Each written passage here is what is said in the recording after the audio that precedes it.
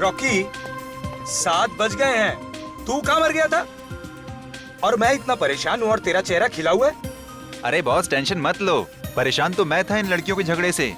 आज सब फाइनल हो जाएगा, खत्म, शांति। बात तो तेरी सही है, इन लड़कियों के झगड़े से मैं भी तंग आ गया हूँ। खैर, कॉल टाइम हो गया है, सबको उठा दो। होटल से हमें किसी भी हालत में 8:30 बजे निकलना है। Okay boss. ठीक है? ओके। चल चलो चलो उठो, सुबह हो गई, चलो उठो, चलो जल्दी करो।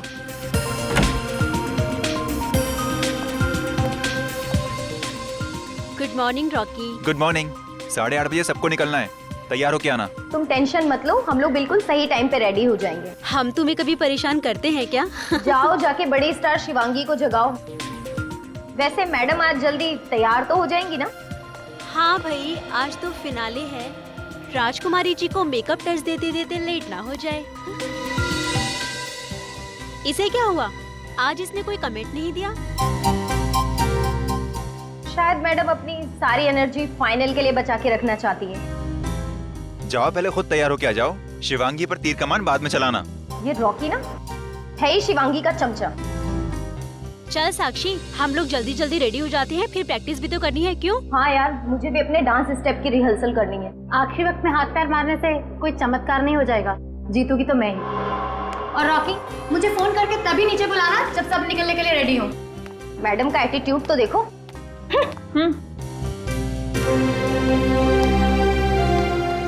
Good morning sir. Morning. Okay, सिर्फ तुम्हारा नहीं, मैं बाकी सब लड़के के मुंह से भी गुड मॉर्निंग सुनना चाहता हूँ। जी सर। एनीवे, क्रू बस खड़ी है और आज हमें जल्दी ऑडिटोरियम पहुंचना है। Okay sir. Right. Good morning sir.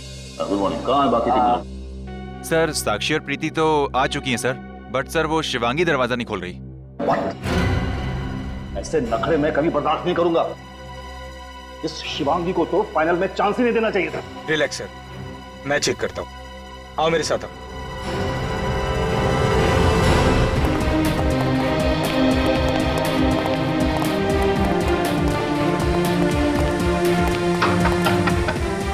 Shivangi, और कितना टाइम लगाओगी?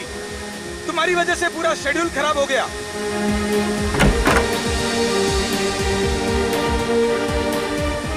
शिवांगी के तेवर तो देखो, आज सर चढ़ के बोल रहे हैं। अरे जाने दे उसे, ये तो उसका रोज का ही है। क्या हो रहा है? दरवाजा क्यों नहीं खोल रही है? पता नहीं सर, दरवाजा अंदर से बंद है, बस हेयर ड्रायर की आवाज आ रही है। इसके नखरे मैं आज ही जजेस को कहकर इसे फाइनल से आउट कर दूंगा। सर कोई चीखा अंदर, ये तो शिवांगी की चीख है। जी, तोड़ दो दरवाजा।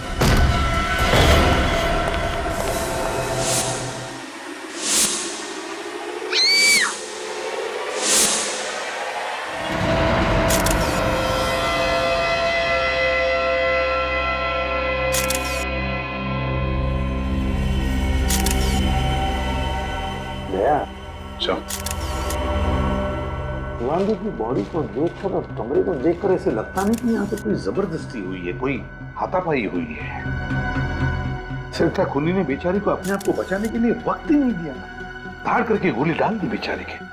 कमरे से अंदर या बाहर जाने का कोई और रास्ता भी नहीं है सर। पूर्वी, अच्छी तरह से बाथरूम चेक करो जरा, देखो। सर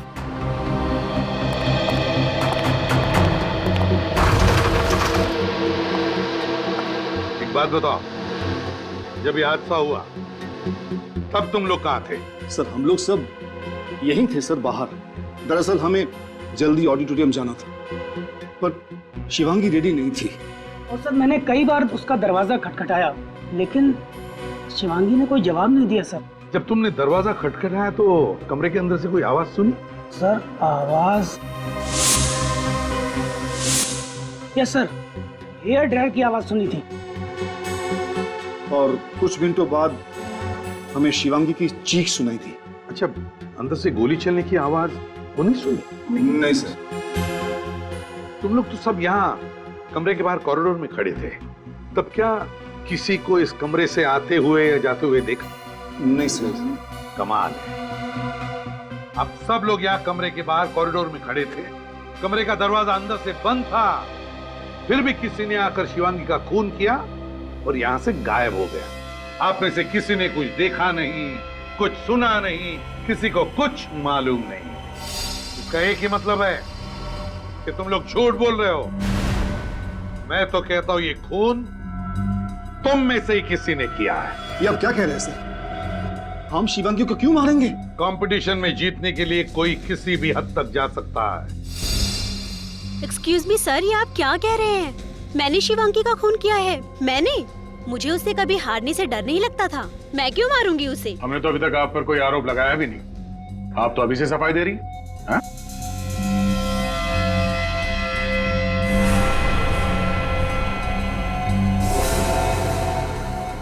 तुम क्या नाम है तुम्हारा? जी रॉकी सर। इतने घबराए हुए क्यों हो? अगर तुम कुछ बताना चाहते हो तो बता दो, किसी से डरने की कोई बात नहीं है। सर मुझे प्रणब जी पे शक है सर। क्या बकवास कर रहे हो तुम? चुप रहिए आप। बोलने दीजिए उसे। बताओ रॉकी। सर कुछ दिन पहले प्रणब जी और शिवांगी के बीच झगड़ा हुआ था। शिवांगी जी ने शो छोड़ने की धमकी दी थी। तब प्रणब जी ने कहा था कि तुझे देख लूंगा। क्यों प्रणव जी, क्या कहना है आपको? सर झगड़ा हुआ था सर। सर मैं एक प्रोड्यूसर हूं, करोड़ों रुपए दांव पे लगाए हैं मैंने। अगर मेरी कोई कंटेस्टेंट रूल्स तोड़े तो उसे डांटना तो पड़ेगा ना सर। पर इसका मतलब ये तो नहीं कि मैंने उसे मारा। प्रणव सर ठीक कह रहे हैं सर। शिवांगी का बर्ताव हमारे साथ बहुत ही खराब था और इसकी शिकायत हम लोगों ने कई बार प्रणव सर से भी की। ठीक है, रेडी? सबके नाम और पते ले लो और फिंगरप्रिंट्स भी ले लो। रेडी? शिवांगी की लाश को फॉरेंसिक लैब में भेज देना। Yes sir. कुछ भी नहीं मिला।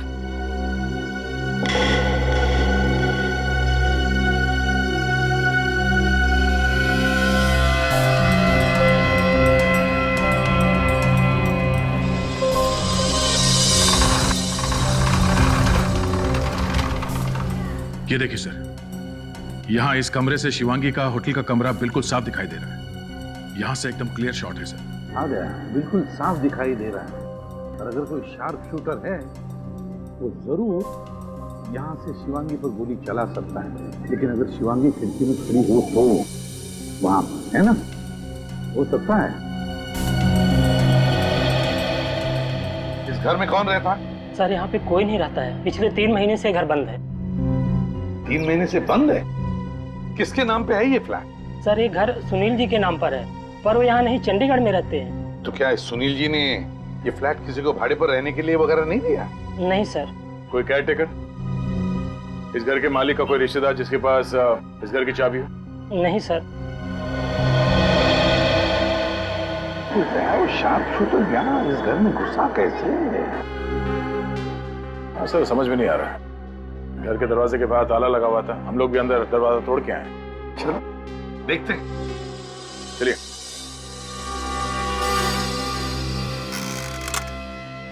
बेचारी शिवांगी, मैंने देखा था इसका रियलिटी शो।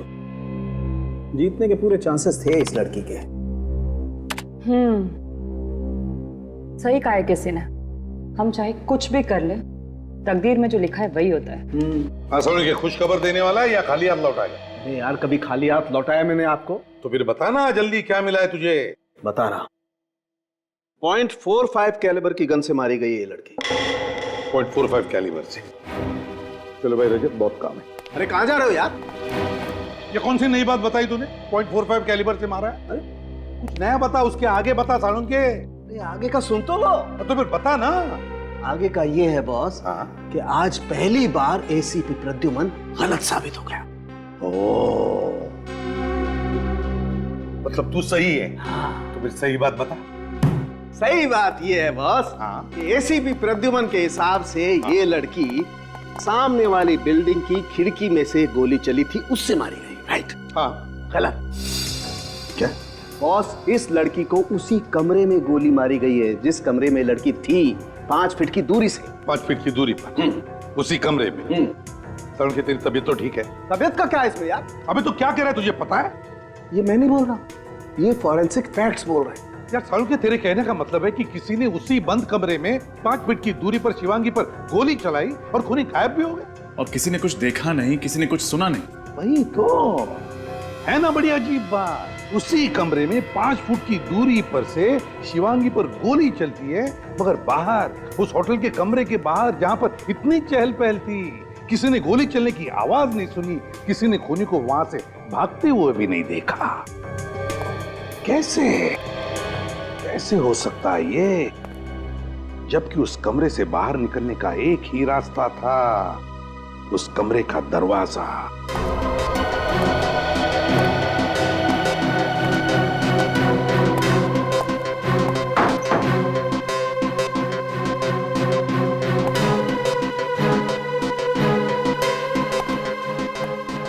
नहीं सर, इस खिड़की से नीचे उतरना जरा मुश्किल है। सेकंड फ्लोर से नीचे उतरना चढ़ना, और इतने लोग भी थे बाहर, किसी ने तो देखा होगा उस खूनी को।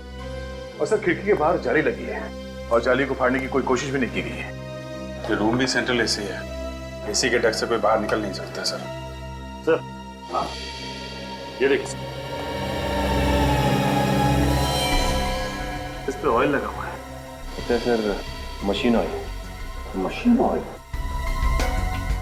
कहीं ये खून फोन मैकेनिक ने तो नहीं किया? शिवांगी ने फोन रिपेयर करने के लिए बुलाया हो, फोन करके निकल गया। हो सकता है। काम करते हैं, होटल के रिसेप्शनिस्ट से पता लगाते हैं कि सुबह सुबह शिवांगी ने किस किस को फोन किया था। शिवांगी ने तीनों कॉल्स रिसेप्शन पर ही की थी। फर्स्ट कॉल कंप्लेन के लिए आया था तकरीबन 6:45 बजे। उनकी कंप्लेन थी कि उनका फोन ठीक से काम नहीं कर रहा है। फोन के ऊपर जो ऑयल के ट्रेसेस मिले थे, कहीं खूनी के तो नहीं? हो सकता है। और दूसरे 2 कॉल? सेकंड कॉल बेट्टी के लिए था और थर्ड कॉल कंप्लेन के लिए था कि उनके रूम का सॉकेट काम नहीं कर रहा है। तो शिवांगी ने 3 कॉल्स किए थे कंप्लेंट के लिए। इसका मतलब है 3 लोग उसके कमरे में गए थे। फोन मैकेनिक, इलेक्ट्रिशियन और वेटर, चाय वाला वेटर। साहब, मैडम ने कहा अंदर से चाय दरवाजे पर रख दो। मैंने चाय का ट्रे दरवाजे पर रखा और चला गया। कितने बजे था ये? 7, सवा 7 बजे। अब तुम फोन मैकेनिक हो ना? जी सर। बताओ। तो सर उस दिन बहुत तेज बारिश होने की वजह से मेरा बाइक बंद पड़ गया था, तो उस दिन मैं बहुत लेट पहुंचा था और मैडम के कमरे में मैं गया ही नहीं सर। कितना लेट हो गए थे? सर लगभग 8:30 बज गए थे। आप चाहें तो एंट्री रजिस्टर में चेक कर सकते हैं। वो तो हम चेक कर ही लेंगे। तो शिवांगी की लाश 8 बजे मिली थी, और तुम जब गए थे कमरे में तब क्या हुआ? सर उस दिन तो मैं छुट्टी पर था। एक्चुअली मेरी वाइफ की डिलीवरी थी, तो मैं आ ही नहीं सका।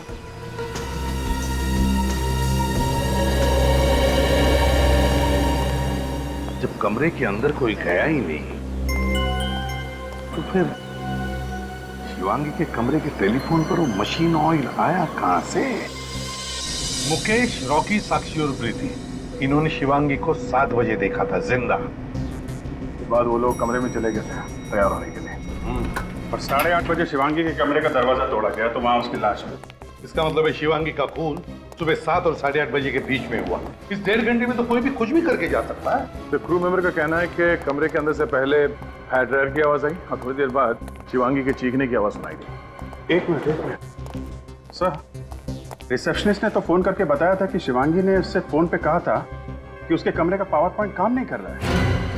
तो फिर ये हेयर ड्रायर की आवाज कहां से आई? वही तो, शिवांगी का कमरा जाकर चेक करते हैं।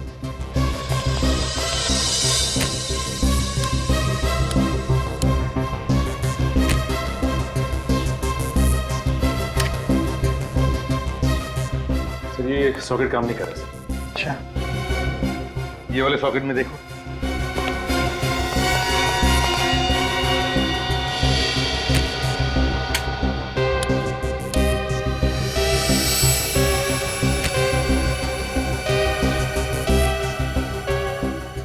नहीं सर, ये सॉकेट भी काम नहीं कर रहा। वो एक सॉकेट बचा है। ये सॉकेट भी काम नहीं कर रहा है सर। कमाल है, अगर इस कमरे का कोई भी पावर पॉइंट, कोई भी सॉकेट काम नहीं कर रहा है, तो फिर शिवांगी ने अपना ये हेयर ड्रायर चलाया कैसे? और अगर ये हेयर ड्रायर चला नहीं, तो फिर वो आवाज कैसी? हेयर ड्रायर जैसी जो बाहर खड़े लोगों ने सुनी? कहीं ऐसा तो नहीं कि शिवांगी की मौत पहले ही हो चुकी हो और खूनी ने हेयर ड्रायर की आवाज का इस्तेमाल किया ताकि बाहर लोगों को लगे कि शिवांगी जिंदा है और तैयार होने में देर कर रही है। लेकिन वो आवाज है क्या? किस चीज से बनी है वो आवाज?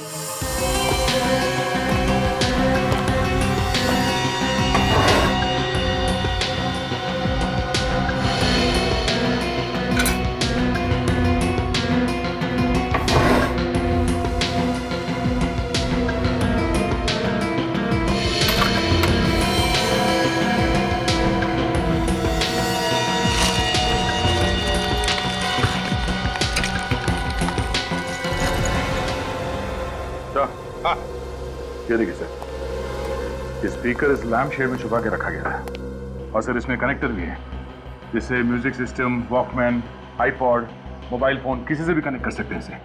हाँ, तो फिर ढूंढो उस चीज को जिससे कनेक्ट किया गया था और उसमें से हेयर ड्रायर की आवाज आ रही थी। इस इवेंट से जितने भी लोग जुड़े हुए हैं उन सबको चेक करो, उनके कमरे भी चेक करो, कहीं ना कहीं तो वो चीज मिल ही जाएगी।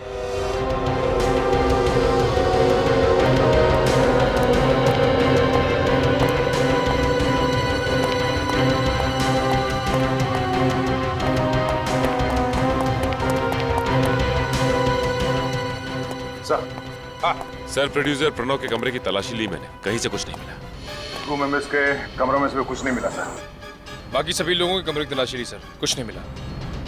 किसी के कमरे में से कुछ भी नहीं मिला? कुछ तो मिलना चाहिए था। सर, साक्षी के कमरे से ये आईपॉड मिला है। इसके अंदर है हेयर ड्रायर की आवाज और वो चीख। ओह, तो मतलब चीख भी साक्षी की और हेयर ड्रायर भी साक्षी का। मौका देके ये साक्षी शिवांगी के कमरे में गई, उसका खून किया और ये आईपॉड उस स्पीकर में कनेक्ट करके निकल गई। और जब लोग दरवाजा तोड़ के कमरे के अंदर घुसे तो साक्षी ने ये आईपॉड चुपके से वहां से उठा लिया। तो क्या कंपटीशन जीतने के लिए साक्षी ने शिवांगी का खून किया होगा? साक्षी ने खून किया होगा? कहां है ये साक्षी?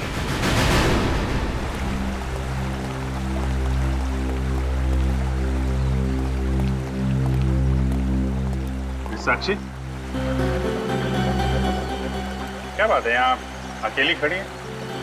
जीत का जश्न मना रही हैं क्या? ये कैसा सवाल है सर? मतलब बहुत खुश होगी तुम कि बहुत जल्द तुम ये कंपटीशन जीत जाओगी। क्योंकि तुम्हारी सबसे बड़ी कॉम्पिटिटर शिवांगी तो अब रही नहीं। तुम्हारा रास्ता तो बिल्कुल साफ है। सर, आप मुझ पर कोई इल्जाम नहीं लगा सकते हैं, मैंने कुछ भी नहीं किया है। तुमने ही किया है शिवांगी का मर्डर, समझी साक्षी? ये सरासर झूठ है सर, मैंने कुछ नहीं किया है। ये आईपॉड पहचानती हैं? हाँ सर, ये आईपॉड तो मेरा ही है, मगर आपको कहाँ से मिला? तुम्हारे कमरे से, तुम्हारे बैग के अंदर से। तो ये वही आईपॉड है जिसमें हेयर ड्रायर की आवाज और शिवांगी के चीखने की आवाज बंद है। ना तो शिवांगी के कमरे में हेयर ड्रायर चला था और ना ही चीखने की आवाज आई। वो आवाजें इस आईपॉड से आई। सर, मानती हूँ कि ये मेरा आईपॉड है, पर ये 2 दिन पहले चोरी हो गया था। मैंने प्रीति और शिवांगी से भी पूछा, मगर उन्हें कुछ पता नहीं था। सर, अब ये आईपॉड किसने लिया, शिवांगी के कमरे में क्यों रखा, मुझे कुछ नहीं पता सर। सर, मैं शिवांगी को क्यों मारूंगी? क्योंकि तुम जलती थी उससे। तुम नहीं चाहती थी कि शिवांगी ये कंपटीशन जीते, इसलिए बड़ी चालाकी से तुमने उसे रास्ते से हटा दिया। सर, मैं मानती हूँ कि शिवांगी मेरी सबसे बड़ी कॉम्पिटिटर थी, मगर सर, मैं इतनी बेरहम नहीं हूँ कि कंपटीशन जीतने के लिए मैं शिवांगी का खून कर दूं। तुमने तो अपने प्रेस इंटरव्यू में ये भी कह दिया था ना कि ये रियलिटी शो जीतने के लिए तुम कुछ भी कर सकती हो। हाँ सर, मगर वो मैंने अपना आत्मविश्वास जताने के लिए कहा था। जिस वक्त शिवांगी की मौत हुई, तुम कहाँ? सब तैयार होने चले गए और मैं अपने रूम में रिहर्सल कर रही थी। और तुम्हें लगता है कि हम तुम्हारी बात का विश्वास कर लेंगे? आपको करना ही पड़ेगा सर। उस दिन अपने रिहर्सल की वीडियो रिकॉर्डिंग की थी मैंने। आप चाहें तो उस रिकॉर्डिंग की टाइम चेक कर सकते हैं। वो तो हम पता लगा लेंगे। वीडियो रिकॉर्डिंग से साक्षी की सच्चाई का तो पता चल ही जाएगा। तब तक ये आईपॉड और स्पीकर्स फोरेंसिक लैब भेज देते हैं, शायद उंगलियों के निशान मिल जाए। बॉस, शिवांगी के कमरे से जो स्पीकर मिला है इसमें ड्रग्स के ट्रेसेस। ड्रग्स? ये स्पीकर साक्षी का है, तो कहीं साक्षी ड्रग एडिक्ट तो नहीं? नहीं रचित, मुझे नहीं लगता साक्षी एक ड्रग एडिक्ट है, क्योंकि हमने साक्षी का कमरा अच्छी तरह से चेक किया है। और तो जिस रियलिटी शो में साक्षी ने हिस्सा लिया था, उस शो के बहुत सारे गाइडलाइंस है, बहुत सारी कंडीशंस हैं। और फिर शो शुरू होने से पहले हर कॉम्पिटिटर की ब्लड टेस्ट की जाती है। सालम सर, ये किस किस्म का ड्रग है? बहुत ही स्ट्रॉन्ग ड्रग है, आसानी से नहीं मिलता है। मेथाडॉक्स 10 और काफी महंगा भी। सर, एक बात मेरी समझ में नहीं आ रही। हमने सारे कमरों की तलाशी ली, कहीं भी हमें ड्रग्स के कोई अंश नहीं मिले। फिर इस स्पीकर पर ड्रग के ट्रेसेस कहां से आए? रजत, जिसने भी ये आईपॉड का स्पीकर शिवांगी के कमरे में रखा है, मुझे तो लगता है ड्रग्स भी उसी आदमी ने रखे होंगे। वही ड्रग एडिक्ट हो सकता है। सर, ये काम एक ऐसे आदमी का हो सकता है जिसके पास कमरे की डुप्लीकेट चाबी है, क्योंकि जो कुछ भी हुआ उस समय साक्षी कमरे में नहीं थी। सर, आमतौर पर होटल स्टाफ के पास डुप्लीकेट चाबी होती है। लेकिन होटल का एक मामूली स्टाफ शिवांगी को क्यों मारना चाहे, साक्षी को क्यों फंसाना चाहे? पुरानी दुश्मनी या फिर कॉन्ट्रैक्ट के लिए, पैसों के लालच में? जो कुछ भी है, होटल के मैनेजर से पता लगाना पड़ेगा कि उस दिन सुबह शिवांगी के कमरे में होटल का कौन सा स्टाफ गया था। देखो मैडम, मैंने आपसे कहा ना, इस वक्त मैं आपको कुछ नहीं बता सकता। क्यों मुझे बार बार फोन करके तंग कर रही हैं आप?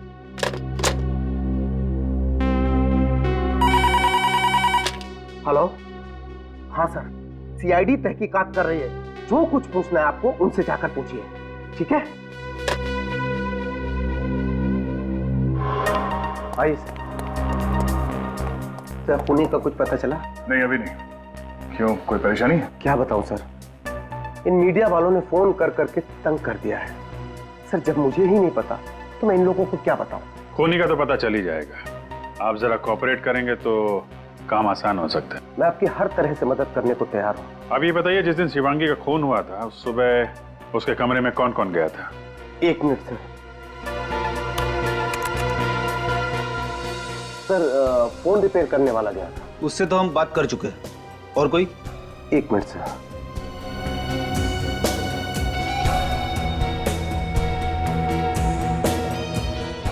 सर, मुकुल गया था। मुकुल? कौन है ये मुकुल? हाउसकीपिंग से है। सुबह 7 बजे जाता है, साफ सफाई करने के लिए, बेडशीट वगैरह चेंज करने के लिए।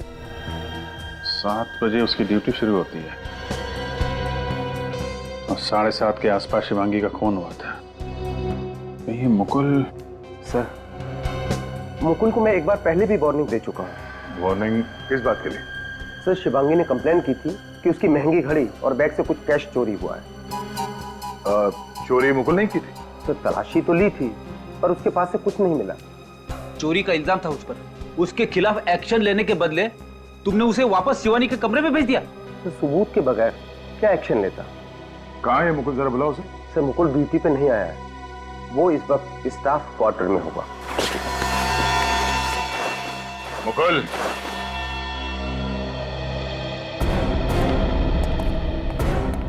आप लोग? लगता है भागने के चक्कर में था। सारा सामान पैक करके तैयार है।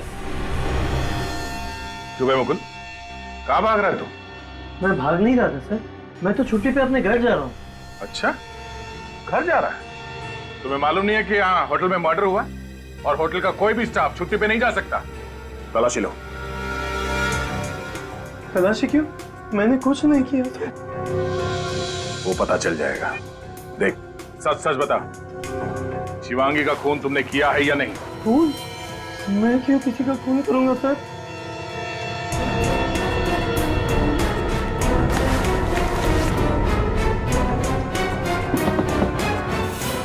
सर, बैग में गन नहीं है। वो गन कहाँ है? हाँ? शिवांगी के कमरे में साफ सफाई करने तुम ही गए थे ना? मेरे पास कोई गन नहीं है सर, मैंने किसी का खून नहीं किया सर। देख मुकुल, सच सच बता।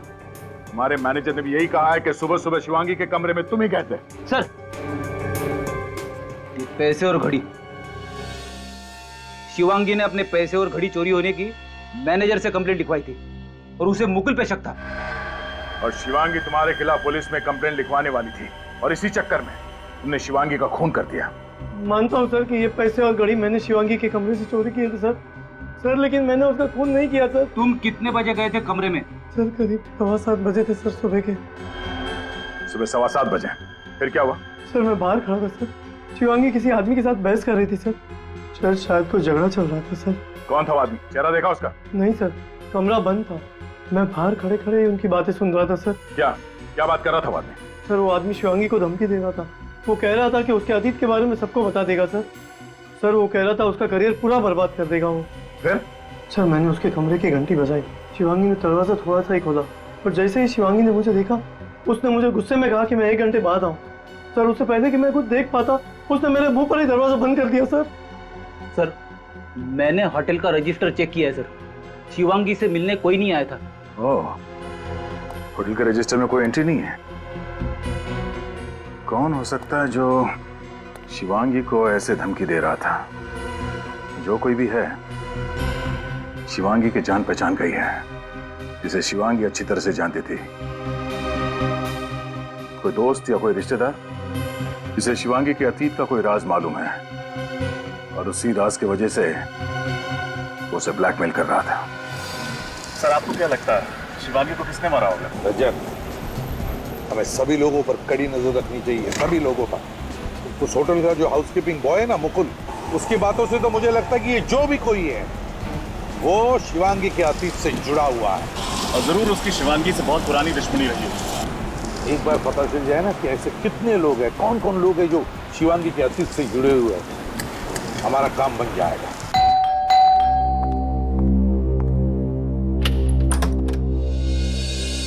जी कहिए, आप लोग? हम लोग सीआईडी से हैं। सीआईडी? प्लीज अंदर आइए। Thank you. क्या बात है, आप यहाँ? नहीं, आपसे कुछ पूछताछ करनी थी। वैसे आप शिवांगी की? जी मैं शिवांगी की माँ हूँ। सर बात क्या है, शिवांगी ने कुछ किया क्या? जी नहीं, शिवांगी ने कुछ नहीं किया है। एक बात बताइए, वैसे आप इस घर में क्या अकेली ही रहती है या? सर मैं तो अकेली रहती हूँ, मेरे पति का देहांत हो गया 2 साल पहले। एक शिवांगी है मेरी, लेकिन उसके पास मेरे लिए वक्त ही नहीं है। वो तो हमेशा अपने करियर बनाने के बारे में ही सोचती रहती है। लेकिन सर बताइए बात क्या है, सब ठीक तो है ना? मुझे बहुत डर लग रहा है। जी देखिए, दरअसल आपकी बेटी शिवांगी की मौत हो गई है। शिवांगी की मौत? कैसे ये सब? देखिए, वो जिस होटल में रह रही थी उस होटल के कमरे में किसी ने उस पर गोली चलाई है। गोली शिवांगी को?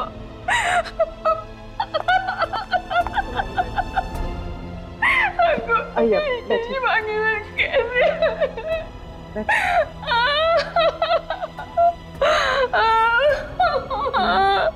मैम आप प्लीज अपने आप को संभालें। ये मेरी ही गलती थी, मुझे उस दिन उस पे गुस्सा नहीं करना चाहिए था। मैम ये आप किस दिन की बात कर रही हैं? मेरी शिवांगी का बचपन से सिर्फ एक ही सपना था कि वो बड़े पर्दे की हीरोइन बने। एक दिन मेरे और उसके बीच में बहस हो गई और मैंने उसे कह दिया कि तू हीरोइन बनना है तो हमेशा के लिए ये घर छोड़कर जा सकती हो। और जिद में आकर शिवांगी ने घर छोड़ दिया। वैसे कब की बात है ये? 2 साल पहले। तो इन 2 सालों में आपने शिवांगी को कभी कांटेक्ट करने की कोशिश नहीं की? जब मेरा गुस्सा ठंडा हुआ तो मैंने उसे बहुत बार फोन लगाया, लेकिन उसने मेरे फोन का जवाब कभी नहीं दिया। बस एक बात बताइए, कौन कर सकता है ये? क्या आपको किसी पर शक है? मुझे नहीं पता। मेरी शिवांगी बहुत हंसमुख थी, आसानी से अपने दोस्त बना लिया करती थी। वैसे क्या शिवांगी का किसी के साथ कोई झगड़ा वगड़ा हुआ था? किसी खास दोस्त के साथ, या फिर क्या कभी किसी ने उसे डराया धमकाया था? जी नहीं, लेकिन अपने करियर में आगे बढ़ने के लिए किसी से दुश्मनी मोल ले ली हो तो मुझे पता नहीं। ठीक है, अगर आपको एतराज न हो तो हम शिवांगी का कमरा देखना चाहते हैं।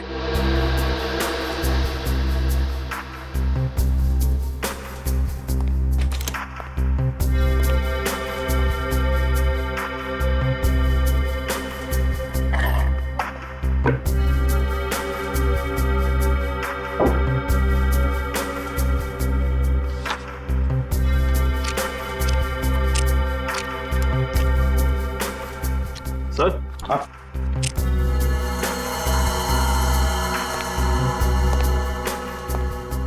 चिट्ठियां देखिए sir. Love letter? Love letter किसकी है? कोई नाम तो लिखा हुआ नहीं। मैम, क्या शिवांगी का कोई खास दोस्त था? मेरा मतलब है कोई बॉयफ्रेंड जिसे बहुत चाहती थी? पता नहीं सर, उसने कभी भी मेरे साथ इसके बारे में कोई बात नहीं की। सर ये कुछ इलेक्ट्रिसिटी बिल्स मिले हैं, किसी पुनीत के नाम पर है, एड्रेस बोरीवली का है। पुनीत कौन है? और बोरीवली का एड्रेस भी हमारा नहीं है, और फिर ये इलेक्ट्रिसिटी बिल शिवांगी के पास कैसे आए? सर हो सकता है ये पुनीत ही शिवांगी का वो खास दोस्त हो। रजत, खास दोस्त हो ना हो, लेकिन कहीं ये पुनीत ही तो नहीं जो शिवांगी से मिलने गया था उसके होटल में?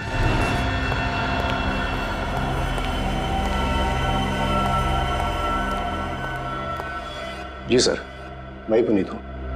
कहिए सर, क्या बात है? मेरे नौकर ने कहा कि आप लोग मुझसे मिलना चाहते हैं। जी हाँ पुनीत जी,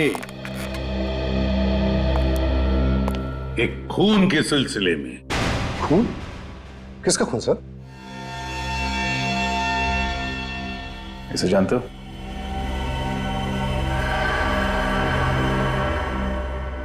शिवांगी का खून हुआ है? हाँ। कैसे जानते हो शिवांगी को? सर ये मेरे यहाँ पेइंग गेस्ट थी। अच्छा। करीब 3 महीने पहले ये फ्लैट छोड़कर चली गई। कहाँ गई वो? सर कहाँ चली गई ये तो नहीं पता, लेकिन उसका हस्बैंड अभी तक यहीं रहता है। क्या? हाँ सर, शायद वो आपको कुछ बता पाए। शिवांगी की शादी हो चुकी थी? पर सर ये कैसे हो सकता है? रियलिटी शो के फॉर्म पर तो लिखा हुआ था कि उसका स्टेटस सिंगल है, यानी अनमैरिड। वही तो। देखो पुनीत, जो कुछ भी है सच सच बताओ, वरना बहुत मुश्किल में पड़ोगे, समझे? सर मैं क्यों झूठ बोलूंगा, मेरा विश्वास कीजिए। और उन्होंने प्रूफ के तौर पर हमें शादी की फोटोग्राफ भी दिखाई थी। शिवांगी के पति का नाम? सिद्धार्थ सर। पेइंग गेस्ट करके क्यों रखा हूं? सर मेरा फ्लैट काफी बड़ा है सर, और मुझे पैसों की जरूरत थी, इसलिए मैंने शिवांगी और सिद्धार्थ को पेइंग गेस्ट रख लिया। लेकिन सर वो लोग इतना झगड़ा करते थे कि मैं परेशान हो चुका था। अग्रीमेंट किया था? नहीं सर। नहीं सर। सर मुझे तो लगता है कि शिवांगी ने रियलिटी शो में हिस्सा लेने के लिए ये बात छुपाई होगी कि वो शादीशुदा है। हाँ, मगर रजत पहले ये पता लगाना चाहिए कि ये सिद्धार्थ है कौन। बताओ पुनीत, कहाँ मिलेगा ये सिद्धार्थ?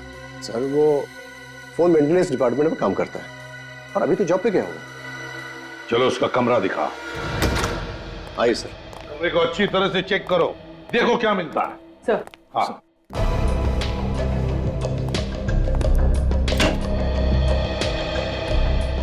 सर यहाँ तो कोई सामान नहीं है।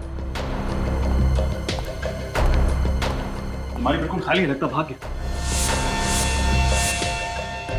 What? सिद्धार्थ अपना सारा सामान लेकर चला गया?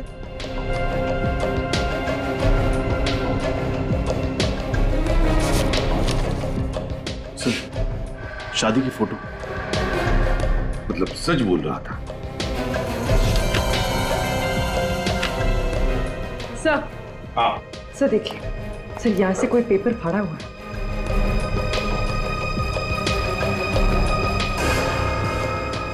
लगता है इसमें कुछ लिखा हुआ था, इंप्रेशन है। पूर्वी पेंसिल से रब करके देखो, देखो क्या है।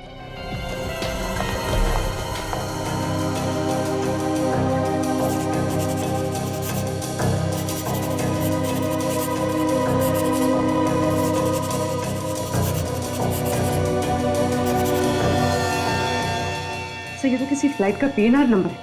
ओह, PNR 168 827। PNR 168 827। पता लगाओ किस फ्लाइट का नंबर है ये और कितने बजे की फ्लाइट है।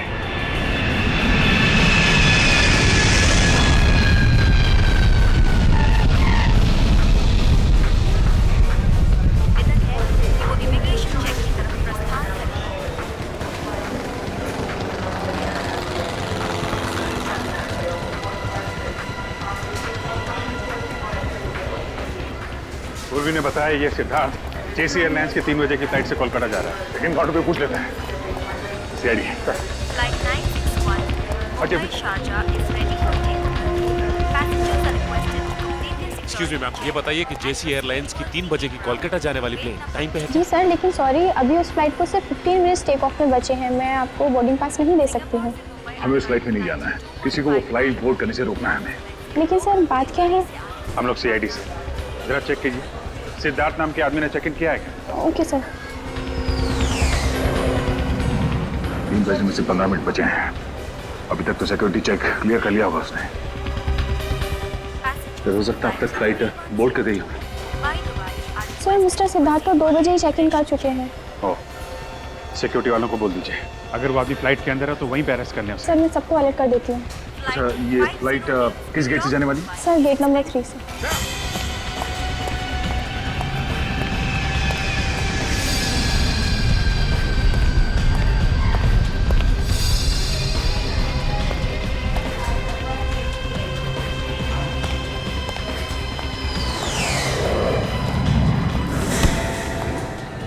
सॉरी सिद्धार्थ,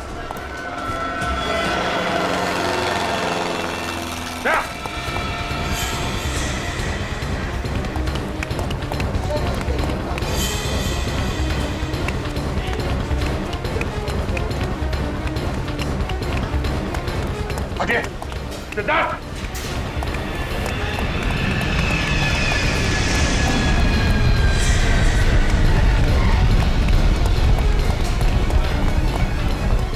सचिन सामने देखिए।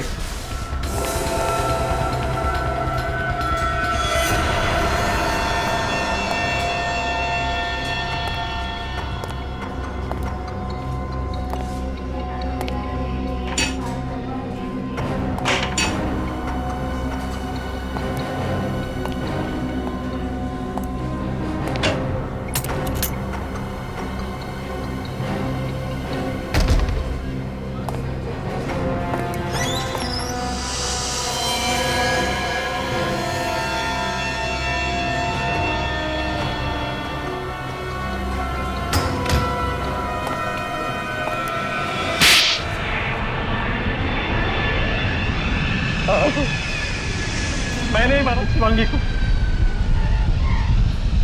उसने मेरे साथ धोखा किया था सर। कैसा धोखा? पहले तो मुझसे शादी की और फिर दुनिया के सामने वो शादी छुपाना चाहती थी सर। लेकिन उसने तुम्हारे साथ कोई चीटिंग तो नहीं की थी? तुमसे रिश्ता तो नहीं तोड़ा था उसने? फिल्म स्टार बनने के लिए वो रिश्ता भी तोड़ने को तैयार थी सर। कंपटीशन जीतने का जुनून सवार था उसके सर। और जो तुम्हें मंजूर नहीं था इसलिए तुमने उसे मारने का प्लान बनाया? नहीं सर, मैं उससे बहुत प्यार करता।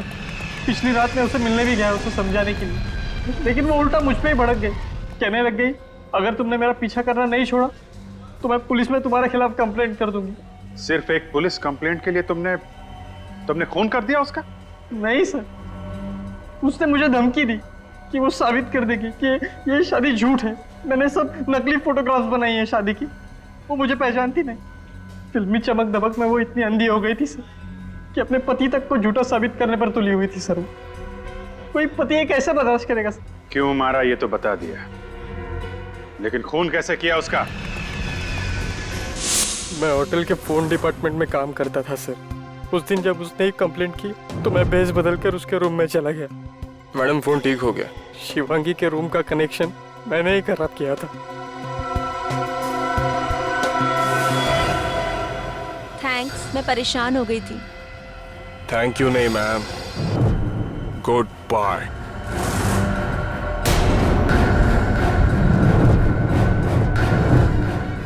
सिद्धार्थ, तुम ये क्या कर रहे हो? तुम पागल हो गए हो तुम?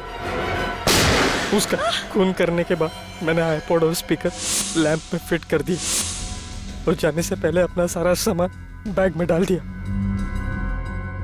फिर मैंने पर्दा और खिड़की दोनों खोल दी ताकि ये लगे कि किसी ने बाहर से गोली चलाई है। जब दरवाजा तोड़कर सब लोग अंदर आए तो मैंने मौका देखकर आईपॉड वहां से निकाल लिया। सर मैं सच कहता हूँ सर, ये सब मैंने अपनी खुशी से नहीं किया सर। शिवांगी ने मुझे मजबूर किया सर ये सब करने पर। दुनिया में मजबूर लोगों की कोई कमी नहीं है मिस्टर सिद्धार्थ, लेकिन सब तुम्हारी तरह खून करते नहीं फिरते। अपनी भावनाओं की कीमत तुम्हें अपनी जिंदगी से चुकानी होगी। उम्र कैद होगी तुम्हें। काम हो गया क्या? मुझे 3 बजे का वादा किया था तुमने, मुझे उसे भी जवाब देना है। मैं वक्त का बहुत पक्का आदमी हूँ। ये लो अपनी घड़ी, देख लो सब कुछ ठीक है या नहीं।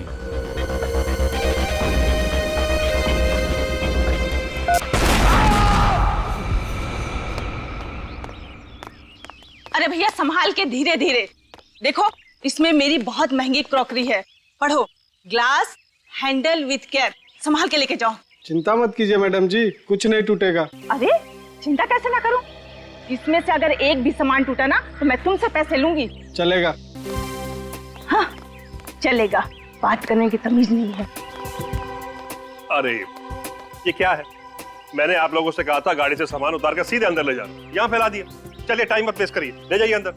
सारा सामान अंदर चाहिए मुझे, सीधे अंदर भाई। हाँ मेरी तो कुछ समझ में नहीं आ रहा है। अब क्या हुआ मिलानी? मुझे ऐसा लग रहा है कि इसमें कुछ सामान ज्यादा है। मिलानी तुम भी ना हमेशा परेशान रहती, ये सारा सामान हमारा ही है। मगर ऐसा। चलो चलो अभी अंदर चलो, कमाल करती हो तुम भी। अब मैं मुफ्त में कोई सामान क्यों देगा? तुम कभी मेरी बात नहीं सुनोगे। हद।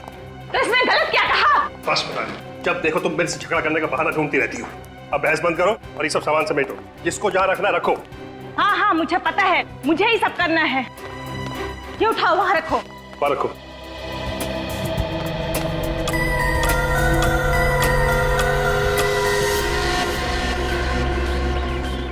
चलो चलो जल्दी लाओ सामान सब।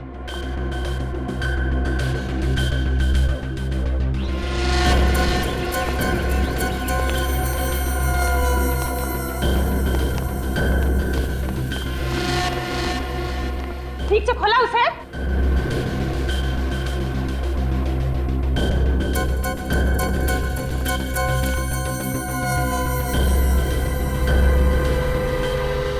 आप?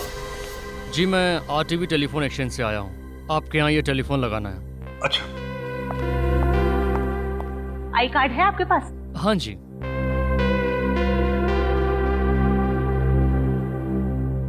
चलो छोड़ो, आप आइए मेरे साथ।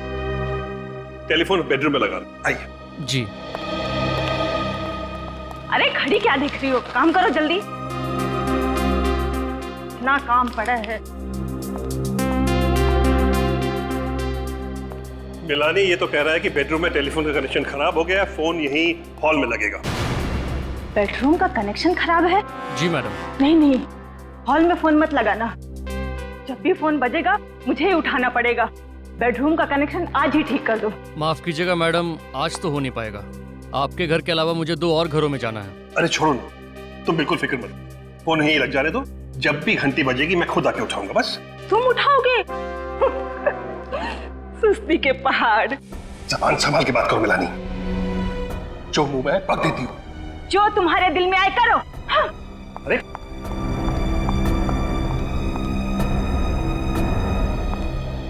छोड़िए, कुछ भी बक देती है। आप प्लीज अपना काम कीजिए।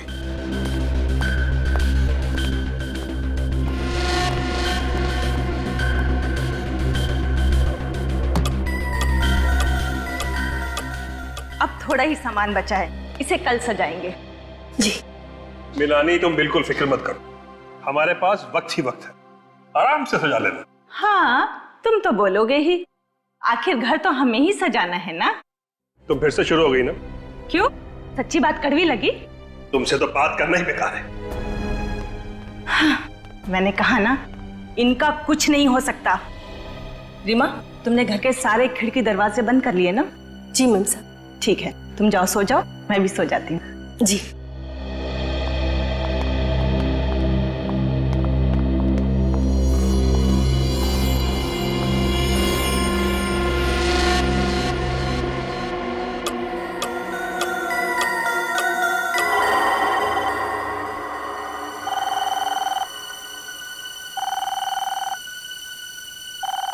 फोन की घंटी।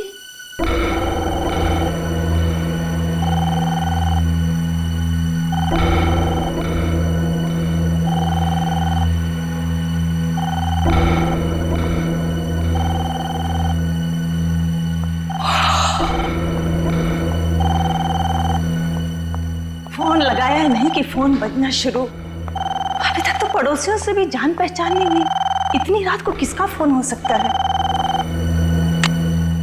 हेलो। मिलानी, मिलानी, ये क्या हो गया? सब खत्म हो गया। मिलानी, काश मैं गया होता वो फोन उठाने, तो ये सब कुछ नहीं होता। मिलानी, तुम जैसी भी थी, मेरी पत्नी थी मिलानी। तुम मेरी पत्नी थी।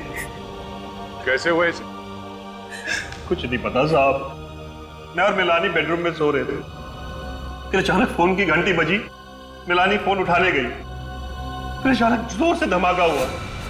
मेरी नींद खुली, भागता बाहर आया, तब तक सब कुछ खत्म हो चुका था। खत्म हो चुका था सब कुछ। आप उस वक्त बेडरूम में थे? जी हाँ। और आप कहाँ थी? मैं रसोई घर में थी साहब, मैं भी सो रही थी। फोन की घंटी सुनाई नहीं दी आपको? नहीं साहब। सही है, देखिए फोन की हालत देख के तो नहीं लगता कि फोन के अंदर बॉम्ब लगाया गया होगा। तो ये बॉम्ब किस चीज में रखा गया होगा? अब कितने बजे थे जब बम फूटा? 2 बजे थे साहब। हाँ, 2 बजे के आसपास। 2 बजे थे? जी साहब। 2 बजे फोन की घंटी बजती है और 2 बजे धमाका होता है। इस धमाके का और इस फोन की घंटी का आपस में कोई ना कोई कनेक्शन है। आप लोग दोपहर को ही आए थे ना यहाँ पे? जी हाँ, 1 बजे। और ये सारा सामान आप लोग अपने साथ लेके आए थे? जी। अच्छा, आप लोगों को अपने सामान में कुछ अजीब लगा? कोई सामान जो आप लोगों का नहीं हो? साहब, मुझे तो सब कुछ ठीक लग रहा था, लेकिन मिलानी बार बार एक बात बोल रही थी, सामान कुछ ज्यादा है, सामान कुछ ज्यादा है। सामान ज्यादा है? अच्छा ये बताइए कि पूरे दिन में कुछ भी ऐसा हुआ जो आपको अजीब सा लगा? अजीब? वो टेलीफोन वाला आदमी साहब। हाँ, वो टेलीफोन वाला आया था कनेक्शन के लिए।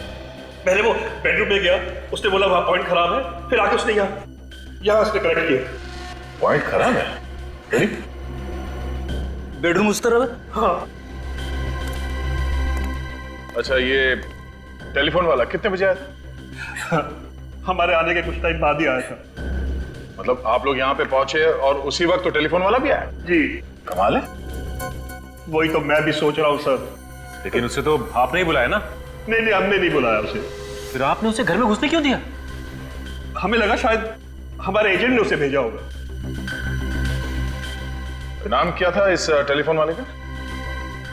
नाम? सर, टेलीफोन वाले ने झूठ बोला था सर। बेडरूम का कनेक्शन एकदम ठीक ठाक है। ओह, मतलब वो टेलीफोन वाला यहाँ बॉम्ब रखने के लिए आया था? हाँ सर, और ये सारी की सारी साजिश पहले से ही रची गई थी। 2 चीजों का पता करना होगा। एक तो ये बॉम्ब किस चीज में रखा गया था, और दूसरा वो फोन कॉल किसने किया था। आप जरा अपने एजेंट का नाम और सेल नंबर दीजिए हमें। इस बार हम 3 महीने का किराया एक साथ ही लेंगे। यस, हम लोग सीआईडी से। जी कहिए, क्या मदद कर सकते हैं हम आपकी? रोजविला तुम लोगों ने किराए पर दिया है ना? रोजविला मड़ वाला? हाँ भाई, तुम दोनों ने ही किराए पे दिया था ना वो विला, प्रतीक और मिलानी को। हाँ, हमने ही किराए पे दिया था रोज विला, मगर प्रतीक और मिलानी को नहीं सर। क्या? एक मिनट, क्या कहा तुमने? प्रतीक और मिलानी को नहीं? नहीं सर। तुम लोगों ने ही दिया था ना 5 साल के किराए पर वो बंगला, वो रोज विला, प्रतीक और मिलानी को। ये कैसे हो सकता है सर? और कल रात उसी विला में बम फटने के कारण प्रतीक की बीवी मिलानी की मौत हो गई। क्या? ये क्या कह रहे हैं सर आप? सच्चाई यही है। हम पर विश्वास कीजिए सर, हमारे पास सारे रिकॉर्ड्स हैं। रोज विला तो हमने कानपुर में रहने वाले महंत और नताशा को किराए पे दिया था। महंत और नताशा को? हाँ सर। और सर, आप जिस प्रतीक और मिलानी की बात कर रहे हैं ना, उनको तो हमने मालवनी का लाल महल किराए पर दिया था। करण, तुमने क्या गड़बड़ी कर रखी यार? सारे पेपर्स तो तुमने ही बनवाए थे ना, अभी तुम मुझे जवाब दो। सर, मुझसे ही गलती हो गई शायद। दोनों लोग एक ही दिन मुंबई आ रहे थे और दोनों को घर लेने की इतनी जल्दी थी कि बंगलो देखे बगैर डील पक्की कर दी। बकवास मत करो। आजकल के जमाने में कोई प्रॉपर्टी देखे बिना डील करता है क्या? और इस केस में एक नहीं 2 लोग, प्रतीक और महंत, बिना घर देखे वहाँ रहने चले जाएंगे। सर, उन्होंने कहा कि वो किसी समस्या में उलझे हुए, वो बंगला देखने नहीं आ सकते और अच्छा किराया भी देने के लिए तैयार थे, इसलिए हमने भी ज्यादा सवाल नहीं पूछे। सर, इसीलिए कागजात बनाते वक्त मुझसे गलती हो गई और जल्दबाजी में बंगलों की अदला बदली हो गई। जल्दबाजी में बंगलों की अदला बदली हो गई। और वो बॉम्ब, रोजविला में जो बॉम्ब था, उसके बारे में क्या जानते हो? सर, उस बम विस्फोट के बारे में हम कुछ नहीं जानते। ये रोजविला का असली मालिक कहाँ है? सर, वो बेंगलोर में रहते हैं, वो पार्टी से मिले भी नहीं, उन्होंने पेपर साइन करके भिजवा दिए। ये कैसे समझौता है? बंगलो का मालिक किराएदार की जांच पड़ताल नहीं करता है, किराएदार बंगलो देखे बिना वहाँ रहने चला जाता है। ऐसा कभी होता है क्या? और एक बात बताओ, वो टेलीफोन वाला जो रोजविला में गया था, तुमने ही भेजा था उसे? नहीं सर। तो फिर किसने भेजा? सर, रोजविला में तो टेलीफोन का लाइन हमने 15 दिन पहले शुरू कर दिया था, तो हम क्यों भेजेंगे टेलीफोन लाइन वाले को? तुम्हें कुछ नहीं मालूम है, सब पता चल जाएगा। सर, ये रोज विला में महंत और नताशा रहने जाने वाले थे, तो इन लोगों से भी पूछताछ कर ही लेते हैं सर। हाँ, मिलते हैं महंत और नताशा से, लेकिन अभिजीत पता लगाना पड़ेगा ये टेलीफोन वाला है कौन जो रोज विला में गया था। किस लिए गया था ये रोज विला में टेलीफोन वाला? राकेश, ये कुल मिलाकर 50 डिफॉल्टर्स। एक काम करो, इन सब के पास एक आखिरी नोटिस भेजो और उसके बाद इनकी लाइन डिस्कनेक्ट कर दें। ठीक है सर।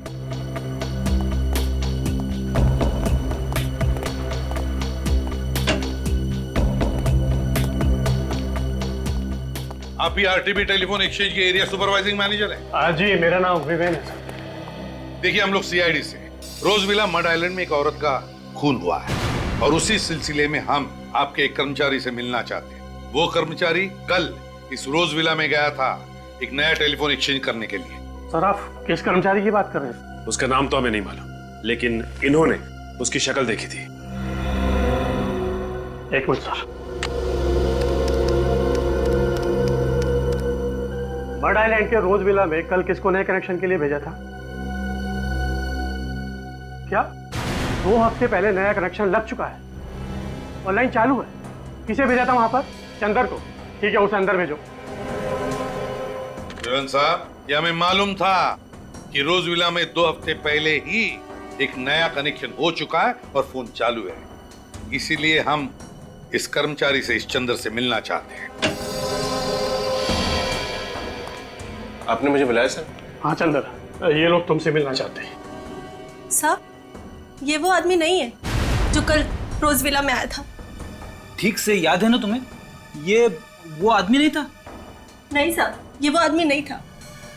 मैडम ने उसका आईडी भी चेक किया था। ये वो आदमी नहीं है? ये चंदर नहीं है? तो फिर चंदर जी, तुम्हारे नाम पर कोई और कैसे गया था? रोज विला में नया टेलीफोन कनेक्शन करने के लिए कैसे गया था कोई और? क्यों? क्या तुमने तुम्हारा आइडेंटिटी कार्ड किसी और को दिया था? दिया था या नहीं? बताओ तुम्हारा आई कार्ड बताओ, बताओ तुम्हारा आई कार्ड। नहीं सर।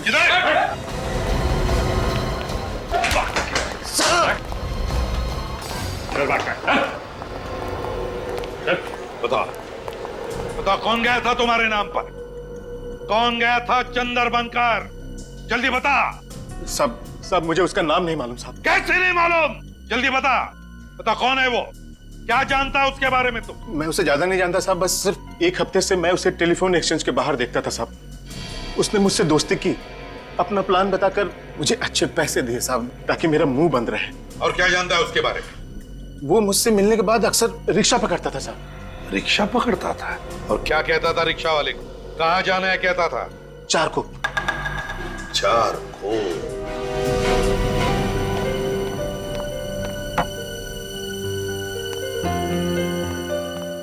साहब जी खाना लगा दिया है, खा लीजिए, ठंडा हो जाएगा। नताशा मैम साहब अभी तक उठी नहीं। अखबार पढ़ते पढ़ते समय का पता ही नहीं चला। और ये नताशा भी ना, उसकी नींद की गोलियां कम करनी पड़ेगी। वैसे भी नताशा मैम साहब ने तो अलार्म लगाया था ना। इस समय कौन है? आप? मंतूर नताशा घर में है, हम लोग सीआईडी से। सीआईडी? हाँ। कहिए, मैं ही महंतू। देखिए, रोज विला में जो वारदात हुई है उसके बारे में पूछताछ करने आए हम लोग। हाँ, अमित ने सब कुछ बताया है मुझे उसके बारे में। स्टेट एजेंट अमित ने सब कुछ बताया? जी। आप जरा ये फोटो देखिए, इन दोनों में से किसी को जानते हैं आप?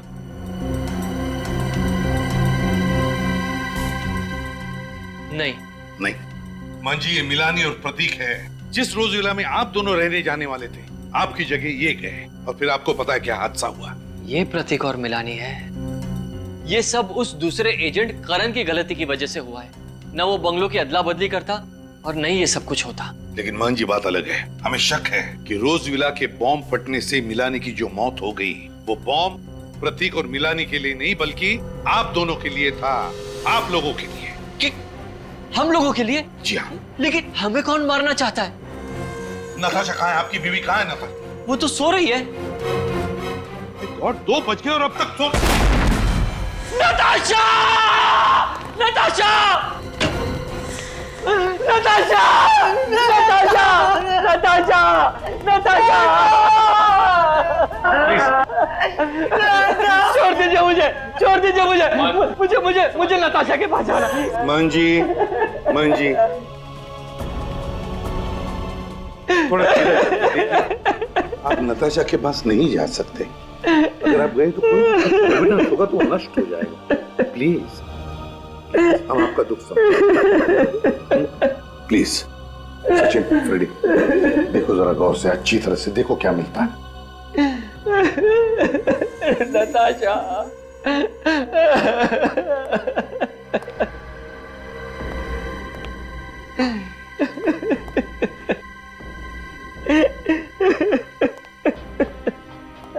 प्लीज शांत हो जाइए।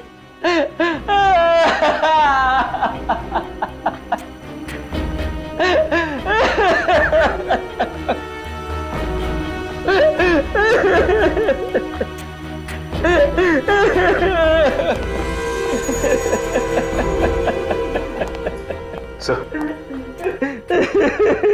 घड़ी के टुकड़े, अलग अलग घड़ियों के। इतने सारे घड़ियों के टुकड़े? मान जी, नताशा के कमरे में इतनी सारी घड़ियां कैसे? नताशा को नींद से उठने में तकलीफ होती थी, इसीलिए उठने के लिए वो 3-3 घड़ियों में अलार्म लगाती थी। 3-3 घड़ियों? तो कहीं बॉम्ब घड़ियों में तो नहीं फिट किया गया था? बात बताइए, क्या ये घड़ियां नताशा ने खरीदी थी? जी हाँ। कहाँ से खरीदी थी आप बता सकते हैं? यही पास ही में एक दुकान है, नीड्स नाम की, वहीं से खरीदी थी। नीड्स? जरूर घड़ियों में कुछ गड़बड़ है। मिल गया। अरे साळुंखे, क्या पता चला, जरा हमें भी तो बता। अरे बॉस, सारा फर्नीचर इतना तहस नहस हो गया है कि मुझे फर्नीचर का एक एक टुकड़ा बहुत अच्छी तरह से चेक करना पड़ा, ये पता लगाने के लिए कि आखिर ये बॉम्ब बना किस केमिकल से। ये देखो, ये है उस केमिकल का कार्बन चेन।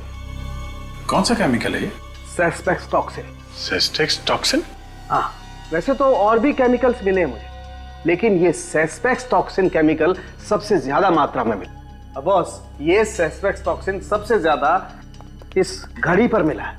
इतना ही नहीं, इस घड़ी पर मुझे उस बॉम्ब के डेटोनेटर के अंश भी मिले। इस घड़ी के टुकड़ों पर से? इसका मतलब है कि बॉम्ब घड़ी के अंदर फिट किया गया था। सर, कहीं ये घड़ी भी उन सामानों में से तो नहीं जिसे मिनाली ज्यादा सामान कह रही थी? हो सकता है। फ्रेडी, सचिन, काम करो, ये घड़ी के जितने भी टुकड़े हैं इन्हें जोड़ने की कोशिश करो। अब समझ में आ रहा है सर। जैसे इस घड़ी में 2 बजे इस घड़ी के अंदर रखा गया बॉम्ब ट्रिगर हुआ और फट गया। सर, ये कोई इत्तेफाक नहीं है कि रात 2 बजे फोन की घंटी बजती है, मिलानी उस फोन को उठाने के लिए हॉल में आती है और उसी वक्त बॉम्ब फट जाता है। हाँ अभिजीत, एक बहुत बड़ी साजिश है ये। बस पता लगाना चाहिए कि ये फोन किया किसने था, किसने किया था फोन। सर, मुझे तो इस काम वाली बाई पे शक है सर। उस टाइम से कहा था कि ठीक 2 बजे धमाका हुआ था, मगर उसने कोई घड़ी नहीं पहन रखी थी, तो एग्जैक्टली धमाका कितने बजे हुआ उसे कैसे पता? इस काम वाली बाई से फिर से पूछताछ करनी पड़ेगी, लेकिन एक बात तो पक्की है कि बॉम्ब घड़ी में ही फिट किया गया था, और जैसे ही घड़ी में रात के 2 बजे धमाका हो गया और मिलानी मर गई। एक बात और बात, ठीक ऐसा ही घड़ी वाला बॉम्ब सेम कॉम्पोजिशन का मुझे नताशा के घर के सामान में भी मिला है। और सर, इन दोनों बॉम्ब्स में से ये जो कीले, कांच और मेटल के टुकड़े मिले, ये तो किसी भी हार्डवेयर शॉप में से बड़ी आसानी से मिल सकते हैं। मतलब ये बॉम्ब देसी बॉम्ब है, क्रूड बॉम्ब? हाँ, ये क्रूड बॉम्ब ही है, और इसे बनाने वाला जरूर कोई नौसिखिया होगा, लेकिन हाँ, उसे इंजीनियरिंग की बड़ी अच्छी जानकारी होगी, क्योंकि इसने घड़ी की सुई को ही बॉम्ब का ट्रिगर बना लिया। इंजीनियरिंग की जानकारी मतलब दोनों बॉम्ब एक ही तरीके से बनाए गए, एक ही तरीके से। पहला बॉम्ब फटा, मिलानी की मौत हो गई, और बिल्कुल 24 घंटे के अंदर ही अंदर दूसरा घड़ी का बॉम्ब फटा और नताशा की मौत हो गई। लेकिन एक बात है, ये सब कुछ जो हुआ वो उस करण, उस स्टेट एजेंट की गलती की वजह से, उसकी गलती की वजह से घर की अदला बदली हो गई। मिलानी भूल से रोजविला मतलब नताशा के घर में पहुंच गई और नताशा मिलानी के घर में। इसका मतलब है कि खूनी ने बॉम्ब नताशा के लिए बनाया था, नताशा के लिए, मिलानी के लिए नहीं। और जब उसे पता चला कि नताशा जिंदा है, तो ठीक वैसे ही बॉम्ब से उसने नताशा को भी मार दिया। तो ये देखिए, इस घड़ी के इस टुकड़े पे स्टिकर लगा हुआ है, लेकिन कुछ समझ में नहीं आ रहा कि क्या लिखा है इस पे। 1 मिनट में देखूं।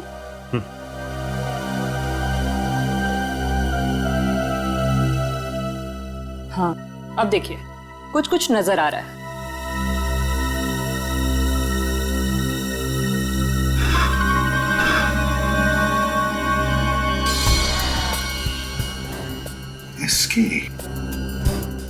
एसके, कैसा नाम है ये? एसके, कहीं ये कोई कंपनी तो नहीं जहां पर एक घड़ी बनी है, या फिर कोई दुकान जहां से ये घड़ी खरीदी गई है? ठीक से साफ सफाई करो।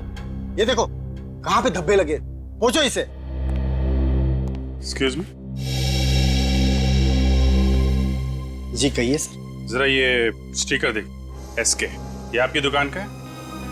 एसके, जी हाँ सर। सर ये स्टिकर तो मेरे दुकान का ही है सर। और तो और ये जो घड़ी का टुकड़ा है, इस घड़ी को तो मैंने पिछले हफ्ते ही बेचा था सर। आपकी इस घड़ी में एक हथियारे ने बॉम्ब फिट किया था, और उस बॉम्ब के फटने से एक औरत की मौत हो गई। ये क्या कह रहे हैं सर आप? बिल्कुल ठीक कह रहे हैं। आपको याद है किसको बेची थी आपने ये घड़ी? हाँ सर, एक आदमी आया था सर इसे खरीदने के लिए। ये देखो, वो आदमी ये था। हाँ सर, ये तो वही आदमी है सर। अच्छा, इसका नाम पता कुछ मालूम है आपको? नहीं सर, ये तो नहीं पता। कुछ और बता सकते हैं इस आदमी के बारे में? हाँ सर, याद आ गया। घड़ी खरीदते वक्त वो किसी से फोन पे बात कर रहा था सर। किससे बात कर रहा था? सर ये तो पता नहीं। अच्छा, आपने उसकी बातें सुनी? क्या कह रहा था? कुछ याद है? वो चारकोप के बारे में कह रहा था। चारकोप?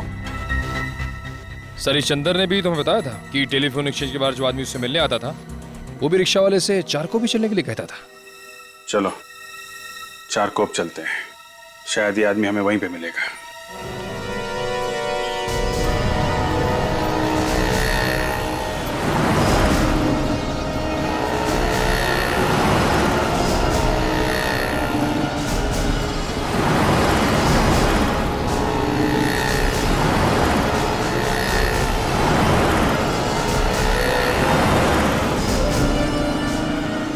सर कुछ नहीं पता चला। सर उधर किसी को कुछ नहीं पता। कमाल है। एक दुकान सामने है, उससे पूछते हैं।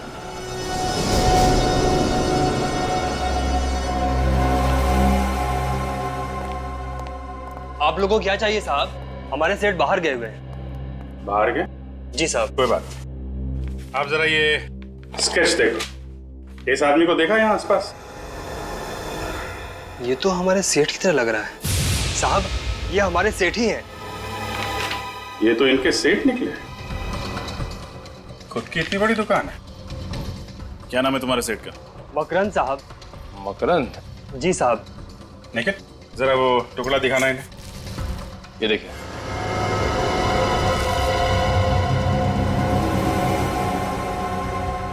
ये आपको कहां से मिला? अरे वाह, बड़ी जल्दी पहचान लिया तुमने इस घड़ी के टुकड़े। जी साहब। तब तो तुम्हें यह भी मालूम होगा कि तुम्हारा सेठ क्या क्या गुल खिला रहा है। ये आप क्या कह रहे हैं साहब? मेरे कुछ समझ में नहीं आ रहा। समझ में नहीं आ रहा? ये टुकड़ा जब घड़ी हुआ करता था तो तुम्हारे साहब ने इसमें बॉम्ब फिट किया था, जिसकी वजह से 2 औरतों की जान चली गई, समझे तुम? क्या? मेरे सेठ और बॉम्ब? हाँ बॉम्ब। और तुम तो ऐसे चौंक रहे हो जैसे तुम्हें कुछ मालूम ही नहीं है। साहब मैंने मकरंद साहब को घड़ियां लाते हुए और ले जाते हुए देखा था। अच्छा, कहाँ लेके आते थे घड़ी? कहाँ रखते थे? वहाँ पीछे कमरा है, मकरंद साहब घड़ियों को उसी में रखते थे। चलो देखते हैं वो कमरा। दिखाओ कहाँ पे है। आइए साहब। देखो लाइट का स्विच कहाँ पे है। सर साहब मकरंद साहब ने कभी हमें इस कमरे के अंदर आने नहीं दिया। वो हमेशा इसे बंद ही रखते थे।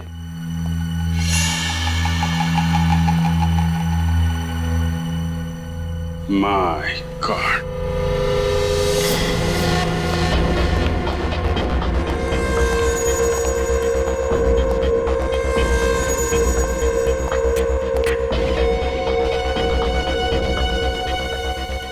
बॉम्ब बनाने का सामान। सर इसका मतलब मकरंद यहीं बैठकर बॉम्ब्स बनाता था, घड़ियों के अंदर फिट करता था। क्या ये सब? यहाँ इतना सब कुछ चल रहा था और तुम लोगों को कुछ पता नहीं चला? घड़ियां तो हमने देखी थी साहब, लेकिन उसके अंदर मकरंद साहब ने क्या हेरा फेरी की ये हमें मालूम नहीं पड़ा। सर ये देखिए, ये तो रोज विला की फोटोज है। यस सर, बंगलो खाली है और सारी तस्वीरों में बंगलों का अंदर का हिस्सा दिख रहा है और ये सारी तस्वीरें हर तरफ से ली गई हैं। पर सर खाली बंगलों के अंदर की तस्वीरें खींचने का क्या मतलब हो सकता है? मतलब ये निखिल की प्रतीक और मिलानी के रोज विला में जाने से पहले मकरंद उस बंगलो में गया और वो घड़ी बम कहाँ पे फिट करना है वो जगह तय कर ली। सर लेकिन बंद पड़े हुए बंगलों के अंदर जाकर तस्वीरें खींचना ये कैसे मुमकिन हुआ होगा? मतलब इस मकरंद के पास रोज विला की चाबी थी, किसी जान पहचान वाले ने उसे चाबी दी होगी, मगर किसने? वैसे तुम्हारे मकरंद साहब गए कहाँ हैं?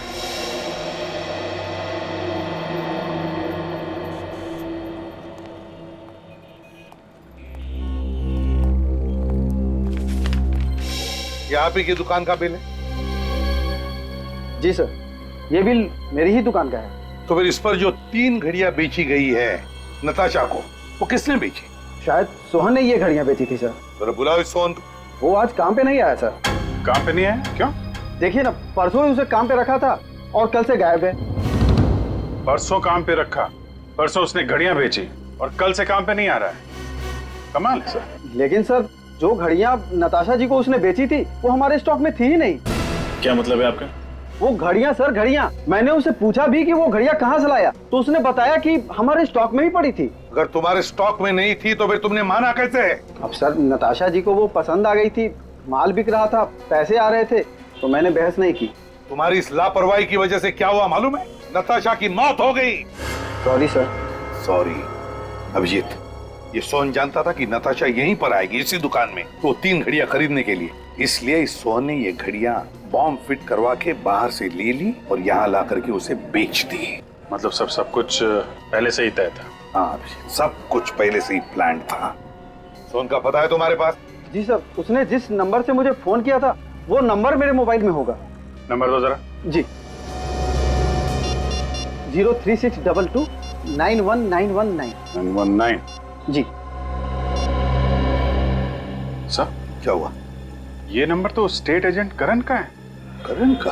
हाँ सर, उस दिन जब हम लोग ऑफिस में गए थे तो मैंने उससे नंबर ले लिया था। लगाओ इसे, देखते हैं।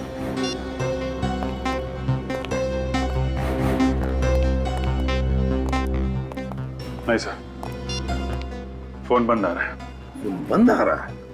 सर इसका मतलब करण और सोहन एक ही आदमी है। और वो सोहन सिर्फ इसलिए बना था ताकि वो बॉम्ब वाली घड़ियां नताशा को बेच सके। हाँ अभिजीत, मुझे तो लगता है मकरंद को रोजविला की चाबी भी इसी करण ने दी और नताशा की मौत का कारण भी यही है। ये करण, इस करण को उठाते हैं।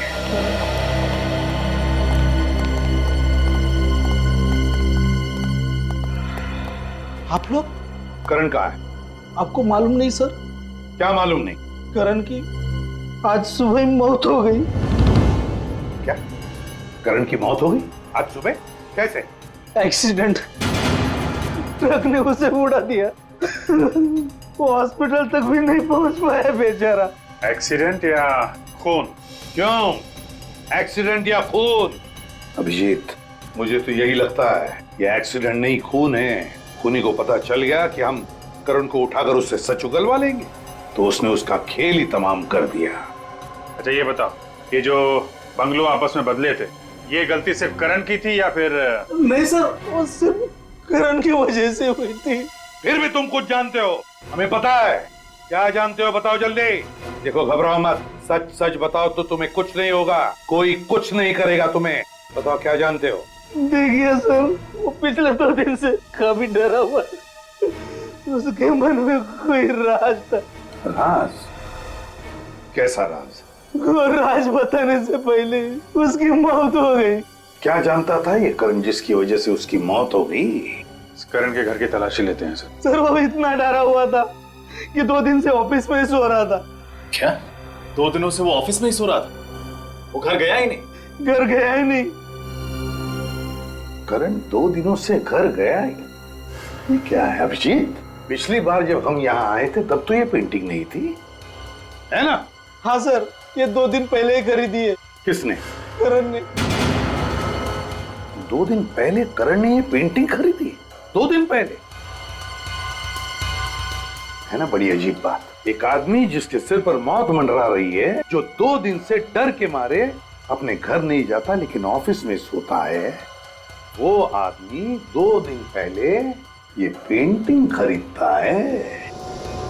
क्यों क्यों खरीदता है ये पेंटिंग? है अच्छी है पेंटिंग, लेकिन है क्या इसमें जो करण ने इसे खरीदी? खोलकर देखे क्या?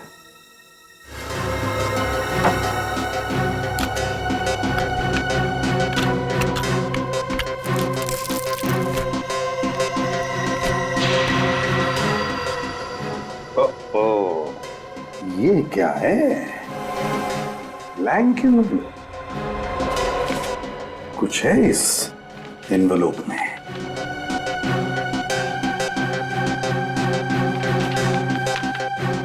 माय गॉड, तो ये है वो राज जो करण जानता था और जिसकी वजह से उसकी जान चली गई, जिसकी वजह से नताशा का खून हुआ और जिसकी वजह से मिलानी मर गई।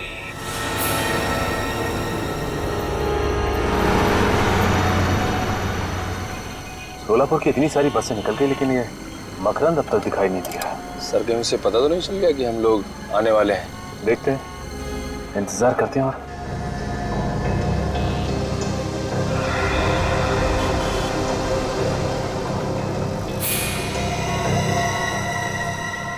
वो देखो निकल, चश्मे वाले के बगल में वो आदमी बिल्कुल मकरंद जैसा लग रहा है। हाँ सर, शायद ये मकरंद ही है। चलो जल्दी आओ।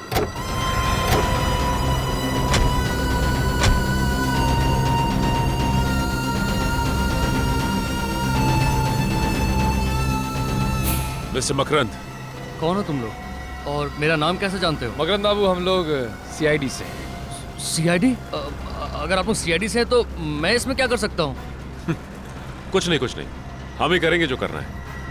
वैसे आपको याद होगा कि नताशा मिला नहीं और घड़ी बॉम्ब। ओह, तो आप लोगों को सब पता चल गया।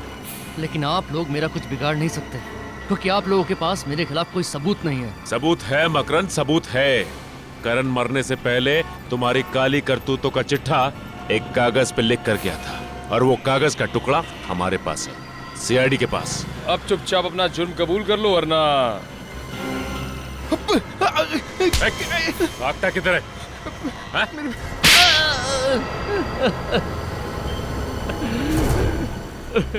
हाँ, मैं ही जिम्मेदार हूँ मिलानी, नताशा और करण के खून का।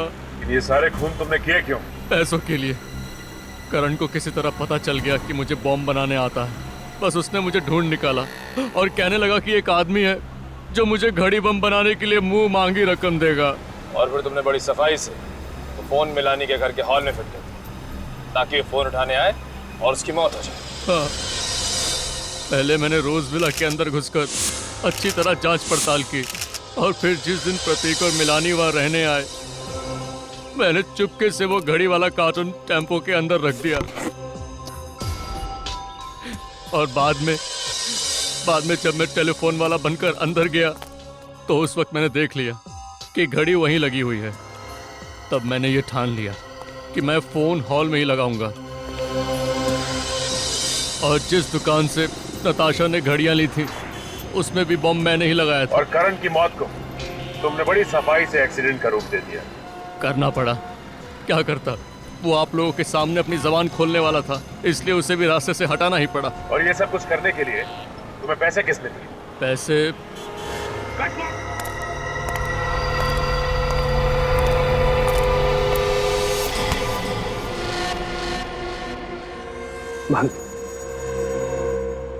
सारा प्लान चौपट हो गया है। सीआईडी ने पूरा खेल बिगाड़ कर रख दिया है, लेकिन मैंने अपना वादा पूरा किया। मैंने भी अपना वादा पूरा किया। आज के बाद हम लोग भूल जाएंगे कि हम लोग एक दूसरे को कभी जानते भी थे। ये लो, अलविदा। प्रतीक, नहीं, बैग को हाथ मत लगाओ। पीछे हटो, बैग खोलना नहीं, पीछे हटो। संभाल के।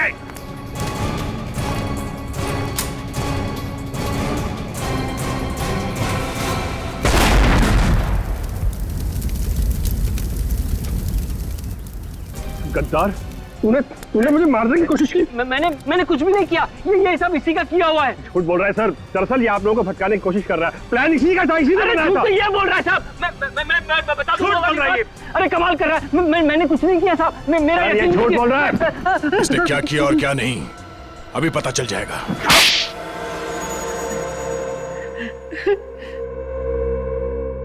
अब 3 मिनटों में तुम्हारी कहानी हम सुनाएंगे। मिलानी, नताशा, करण, तीन लोगों का खून किया है तुम लोगों ने। और तुम लोगों ने सीआईडी को झूठ बोला, हमारे सामने एक दूसरे को पहचानने से इनकार कर गए। हाँ, मगर तुम लोग 1999 से एक दूसरे को जानते थे। तुम लोगों ने मिलकर एक फैक्ट्री शुरू की, और जब धंधे में नुकसान हुआ तो दोनों अलग अलग हो गए। प्रतीक तुम गए दार्जिलिंग और महंत तुम गए कानपुर। क्यों? लेकिन वो फैक्ट्री किसकी होगी इसका कोई नतीजा नहीं निकला। तो प्रतीक जी, आपने सोचा कि क्यों ना महंत जी की मौत हो जाए तो सारी फैक्ट्री आपके नाम। और फिर एक दिन अचानक तुम दोनों दोस्त बन गए और ये गहरी साजिश रची। और ये हमें कैसे पता चला? करण से। करण, जो कई साल पहले तुम दोनों का नौकर हुआ करता था, उसी ने तुम दोनों का काला चिट्ठा लिख कर रख दिया कागज पर हमारे लिए, समझे? 3 मिनट खत्म। अब तुम लोग बोलोगे और हम सुनेंगे। सही कहा आप लोगों ने। ये सब इस प्रतीक का शुरू किया हुआ है। ये हमारी फैक्ट्री की प्रॉपर्टी बेचना चाहता था। हाँ, मिलानी मुझ पर दबाव डाल रही थी क्योंकि हमारा कर्जा सर के ऊपर चढ़ चुका था। बस इसीलिए। इसलिए क्या?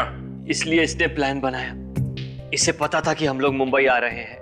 मुझे और मेरी बीवी नताशा को जान से मारने के लिए मकरंद की मदद से इसने रोज विला बंगलो में बॉम्ब प्लांट किया। मिस्टर प्रतीक, तुम्हें तो मालूम था कि रोज विला में बॉम्ब लगा हुआ है, फिर तुम अपनी पत्नी के साथ वहां रहने क्यों चले गए?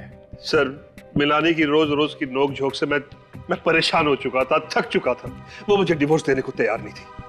इसलिए जब मुझे पता चला कि करण से गलती हो चुकी है, तो मैंने सोचा क्यों ना इस मौके का फायदा उठाया जाए और इसी बहाने मिलानी से अपना पीछा भी छुड़ा लिया जाए।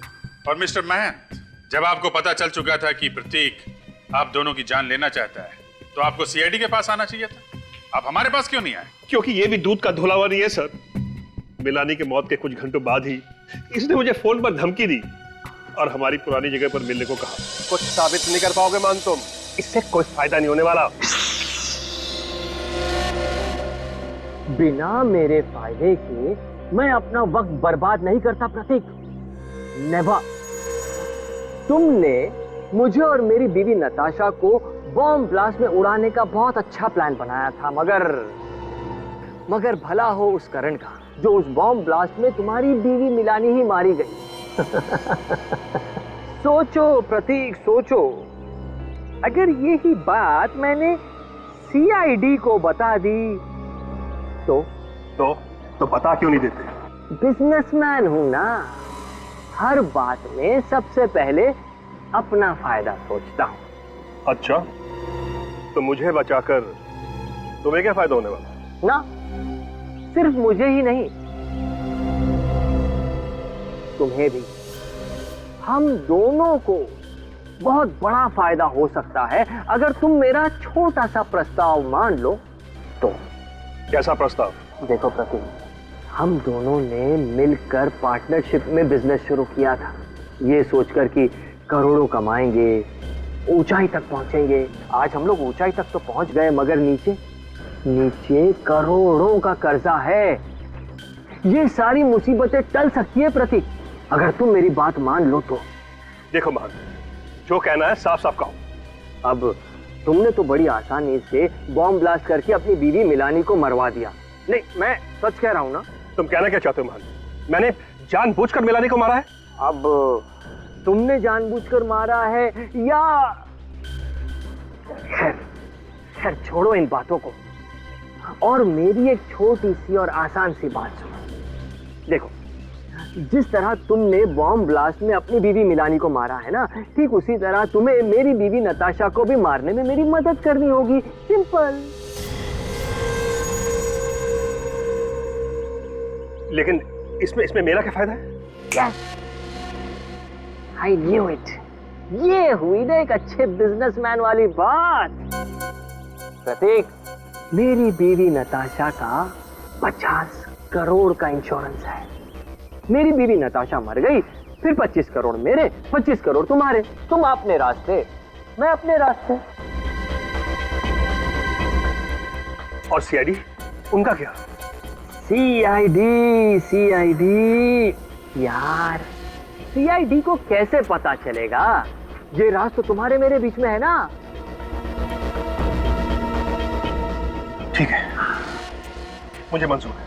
Good, very good. 24 घंटे का टाइम देता हूं। पैसा मेरा, दिमाग तुम्हारा। डन।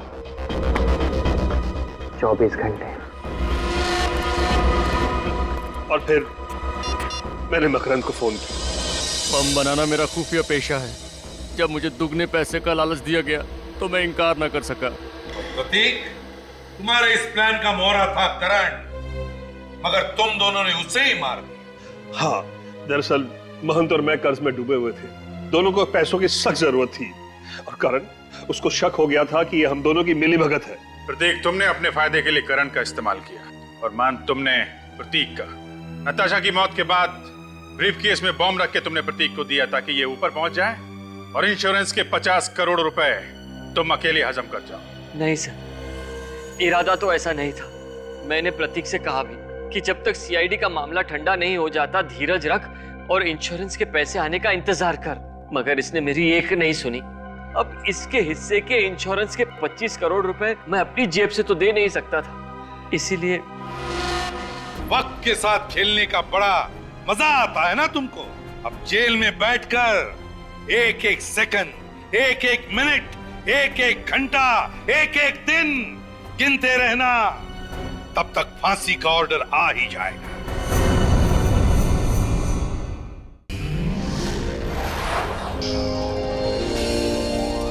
सीआईडी के और भी मजेदार और सस्पेंस से जुड़े एपिसोड्स को देखने के लिए हमारे चैनल को सब्सक्राइब करें और बेल आइकॉन दबाना न भूलें।